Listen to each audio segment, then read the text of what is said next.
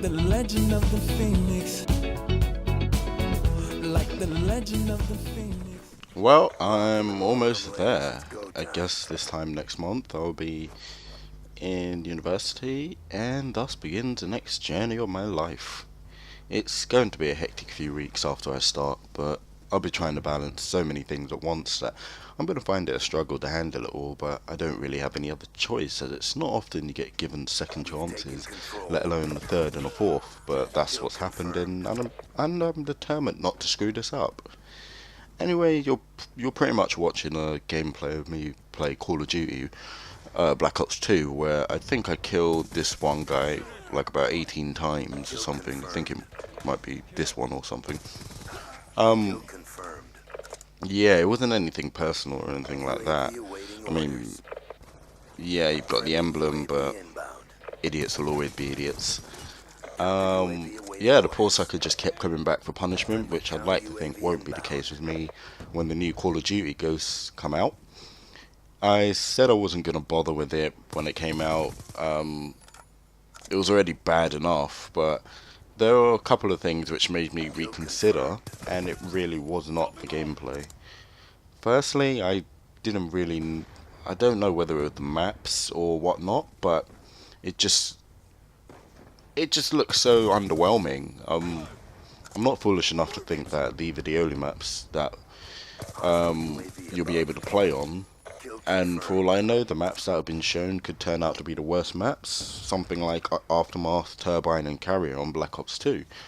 Uh, I do remember when that game was revealed, and we got to play it early. I think the maps we got to play were just Cargo, Carrier, and another one I can't remember. I think it was Yemen or Turbine or something. Anyway, the point was that these maps are far from the better maps in the game. Carrier and Turbine especially being really bad, and perhaps that is the case with the maps that I've seen so far for Ghosts. I'll get to play at the Eurogamer Expo along with some more maps, I suppose, and hopefully that this time I'll get to play on one of the more fun to play maps, and I'll have a little bit more Call of Duty experience with Black Ops 2, so I won't be so hopelessly out of my depths like I was last time, even if I did manage to carry the team and get the final two all-important kills to bag myself, Mikey, and Lee some t-shirts which they so proudly wear. Yep, you know it's true. You know it was because of me. I was watching the reveal, all unimpressed, when they said, "Oh, if you're one of the first few people," and by few they mean 100, 500 people, "to play Ghosts at any point in our world tour," and Eurogamer Expo is actually on the world tour, "then you'll get the Prestige Edition for free." And I just looked it up, and what the Prestige Edition comes with is the tactical 1080 waterproof camera, the season pass is free, and a whole bunch of other stuff. I heard that, and I'm not gonna lie, I lost it. It was awesome. Uh, it was nice to know that getting the early bird tickets as soon as it released paid off, and now I'm in with a legitimate chance of getting one of these.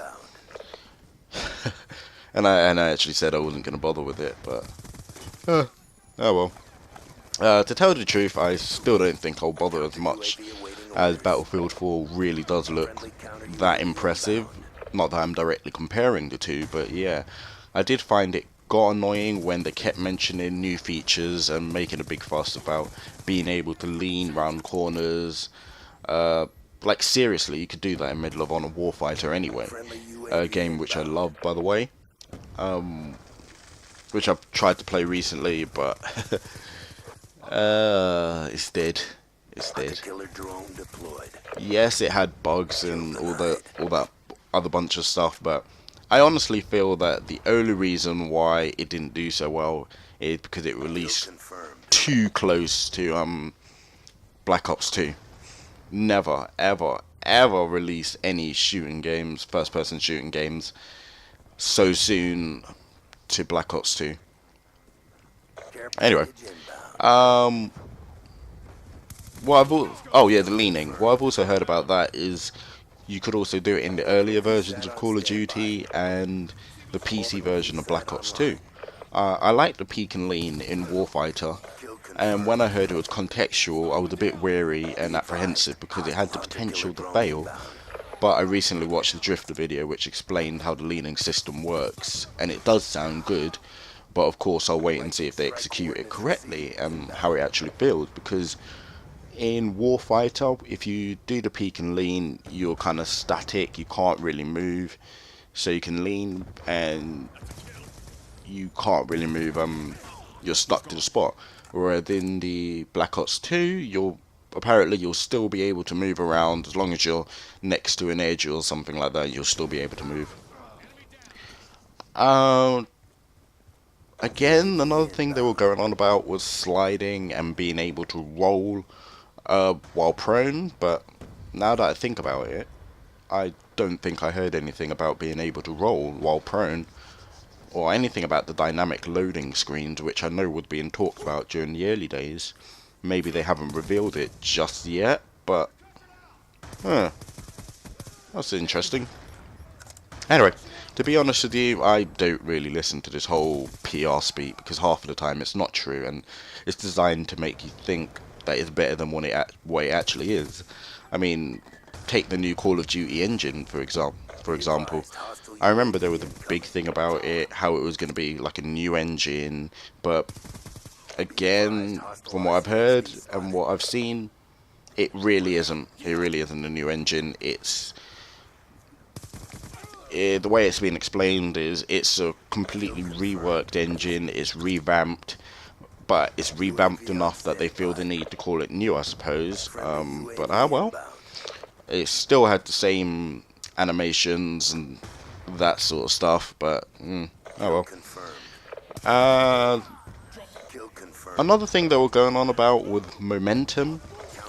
Well, no, actually, they weren't going on about momentum, but some of the YouTubers I was watching, they were going on about momentum, in that you won't just go from 0 to 150 just like that. You'll have to sort of build it up, and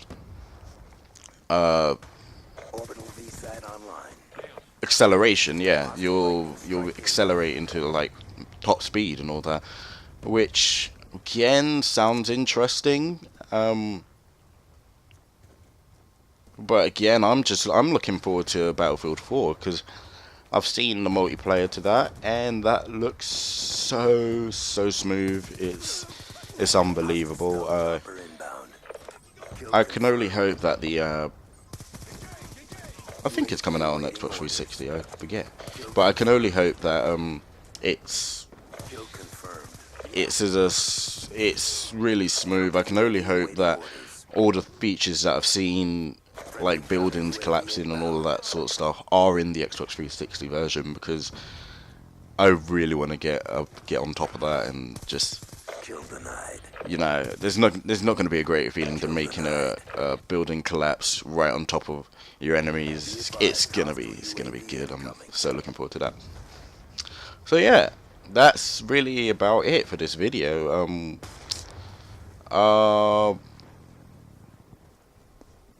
Yeah, that's really about this. That's about it for this video. I've got quite a lot to do in the next couple of weeks.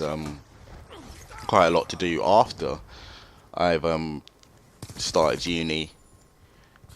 I'm wondering how I'm going to go to the Eurogamer Expo, because that's going to coincide with the whole university thing, and I don't care. I'm not missing Eurogamer for anything. But yeah, right now we pretty much won this game. There's really not that much. It did get a bit annoying because I was doing so well, but I just kept dying really unnecessarily in the last few moments, and I was just like, yeah, could have gotten a better score, but I started thinking a little bit too rashly and, you know, just dying unnecessarily. But yeah, that's it for this video, so take care of yourself, and that's it. I'm out. Kill confirmed. Confirmed down. Move it. Enemies down.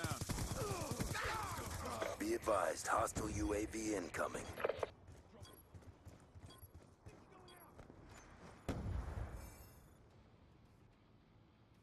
Good fight. Time to get paid.